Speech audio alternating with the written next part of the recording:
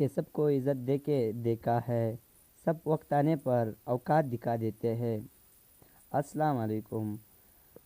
تاسو خپله دا شاعري پویټري څنګه جوړولی سئ؟ د دغه لپاره یو امیزي طریقه ده چې تاسو خپله ډېره اسانه طریقه سره تاسو دا شاعري پویټري تاسو هره لیکایي ویډیو ډېره ښایسته جوړولی سئ. که چیرې هم تاسو موږ پر یوټیوب چینل نوي یاست نو پلیز سبسکرایب یې کړئ. را به سئ ګوګل ته، ګوګل کې به ور سرچ کوئ پینټرسټ.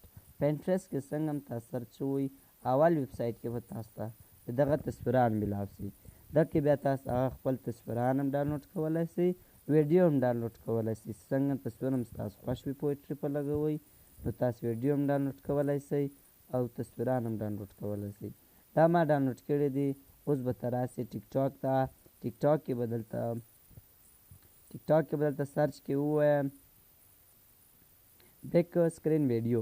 بیک سکرین ویډیو به تا ته ډېرې میلاوې سي دا ویډیوګانې چې په هغه پویټري ولاړې، په هغه خبر ولاړې، په هر خبر څه په د ویډیو ولاړې.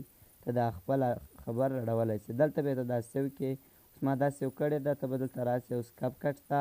کپ کټ کې ستا کوم پینټرسټ تصویر سیو کړی یو هغه تصویر به ولګوې. له هغه بعده به راسې دلته به دا ووایې دا به په ټیک ټاک نشان ہوئی کیونکہ ہم ٹک ٹاک کے لیے بنا رہے ہیں. مجھے ټیک ټاک لپاره جوړو. دلته اوس ټیک ټاک لپاره موږ دا ویډیو جوړه کړله. اوس به راسې سکرول به ووایې ایډ کې به دلته تا هغه ویډیو ډاونلوډ کړي ستا له ټیک ټاک را ډاونلوډ کړی ده هغه به پکې ایډ کړې چې هغه له دا تصویر سره ولګېږي.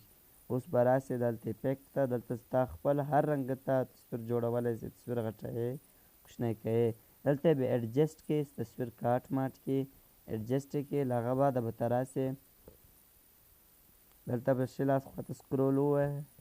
دلته به راسې ایډجسټ ته. ایډجسټ کې به تا تصویر صفحه کېدو ته په راسې. تصویر د رڼا لپاره به ته راسې. دا به لږ خپل غټ کړمه. بیا ستا خوښې تېر رنګه کوی سې. له بعده به راسې ایډجسټ ته.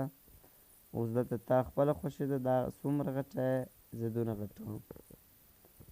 دلته ستا مرضي ده ته څومره هم رڼایي پر لګوې هغه رڼایي ته په لګولی سې.